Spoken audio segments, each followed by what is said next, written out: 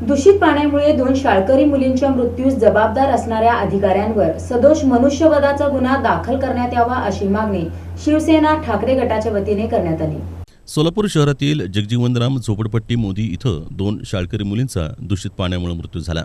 दरम्यान शहराच्या आरोग्याची जबाबदारी असलेल्या सोलापूर महानगरपालिका आयुक्त, आरोग्य अधिकारी आणि विभागीय अधिकारी हेच जिया महादेव म्हेत्रे आणि ममता अशोक म्हेत्रे यांच्या मृत्यूस जबाबदार आणि दोषी असून या सर्व अधिकाऱ्यांवर सदोष मनुष्यवधाचा व अॅट्रॉसिटी पोक्सो अंतर्गत गुन्हा दाखल करावा अशी मागणी शिवसेना उद्धव बाळासाहेब ठाकरे पक्षाच्या वतीनं जिल्हाधिकारी कुमार आशीर्वाद यांच्याकडे निवेदनाद्वारे करण्यात आली।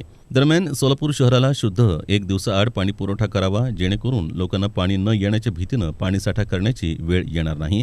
दूषित पाण्याचं संक्रमण दूर करण्यासाठी फवारण्या, धूर सोडणाऱ्या फवारण्या आदी उपाययोजना तातडीनं कराव्यात। युद्ध पातळीवर फिरती आरोग्य पथकं निर्माण करून तपासण्या, चाचण्या आणि आरोग्य प्रतिबंधक उपाययोजना कराव्यात। या मागणीसाठी कार्यालयाच्या पूनम गेट समोर धरणं आंदोलन करून निवेदन सादर करण्यात आलं।